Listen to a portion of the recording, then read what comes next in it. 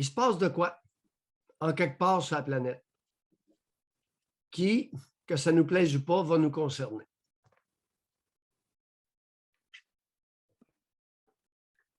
En Ukraine, il y a une guerre civile qui sévit.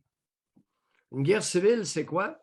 C'est quand il y a un groupe dans un pays qui prend les armes et que l'armée du pays les combat.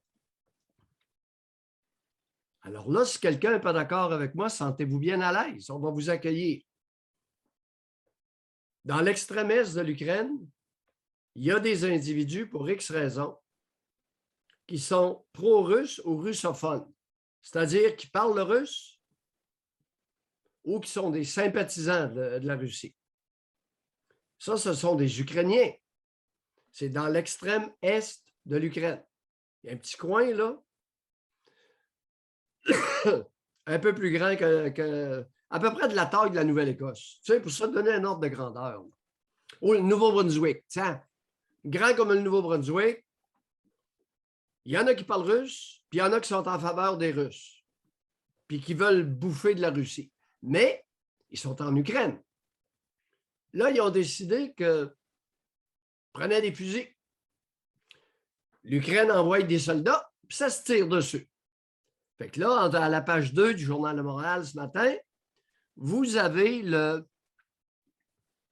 c'est le ministre ukrainien de la Défense qui est à genoux aux côtés d'un cercueil d'un soldat ukrainien qui a été tué par des Ukrainiens qui sont russophones ou pro-russes.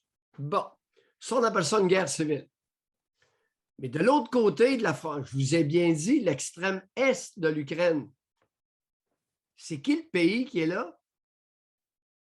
La Russie. Ah ouais.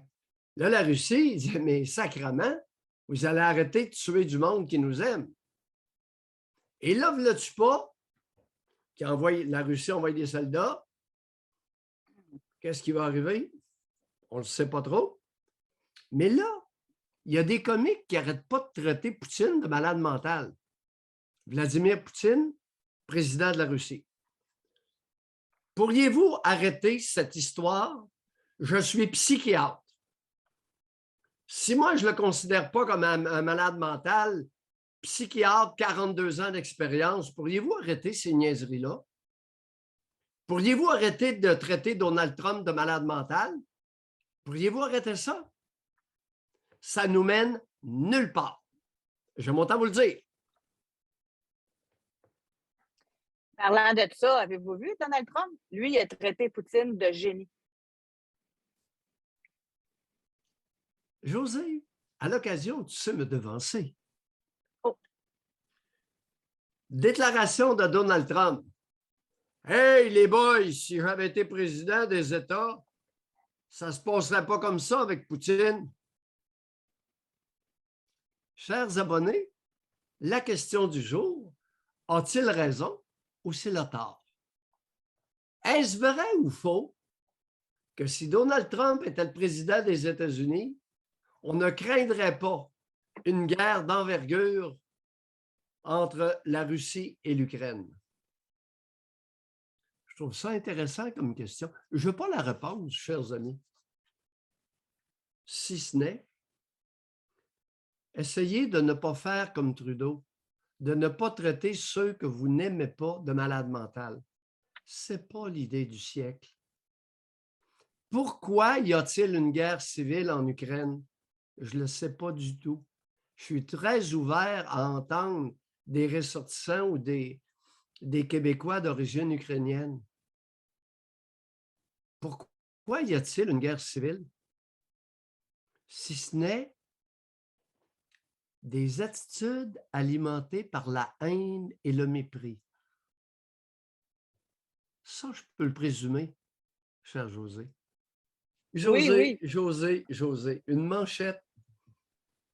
L'Ukraine a décidé de mobiliser sur le plan militaire les femmes de 18 à 60 ans.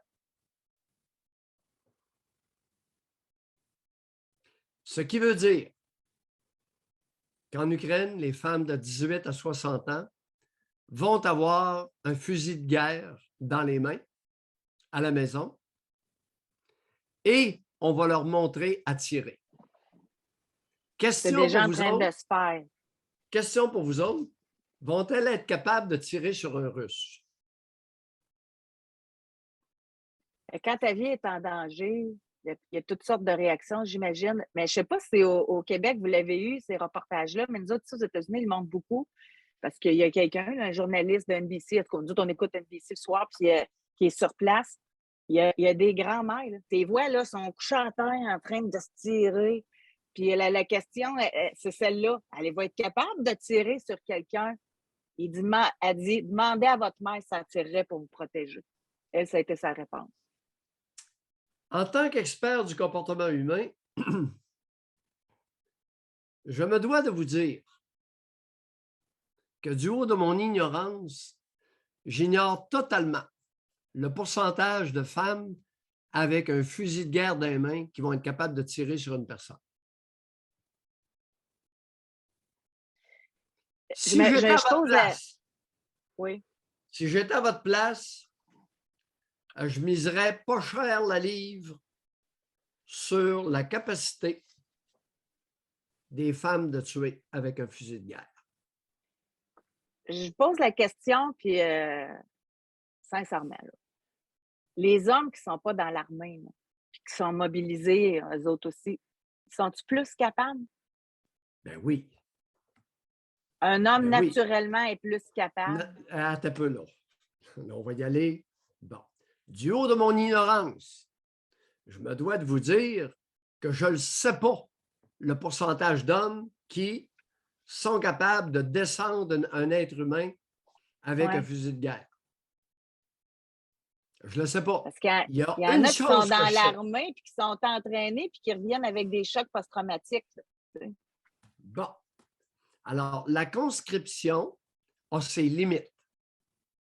Conscription, ça veut dire l'enrôlement forcé. Oui. Ça a ses limites. Maintenant, je pense qu'il y a un double standard important entre la capacité de tuer avec un fusil sur des moyennes de groupe chez les hommes et chez les femmes. Ouais.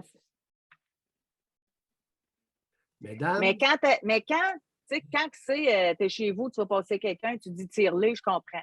Mais quand tu es dans une guerre, il faut que tu te protèges ou que tu protèges tes enfants, il n'y a pas une différence à ce moment-là. Le contexte ne peut pas amener une différence. Josée, je suis ouvert à toutes les questions. Non, je me pose la question. Là. Josée, je suis ignorant, je ne le sais pas. Je ne sais pas. Tu sais, moi, là, je pense, ça ne serait pas mon genre de prendre le fusil et tirer quelqu'un. Je suis capable de le dire. Mais si je vois quelqu'un en train d'attaquer ma fille, je pense, parce que je n'ai jamais été mis dans le contexte, mais je pense que je serais beaucoup plus volontaire à le faire. Là.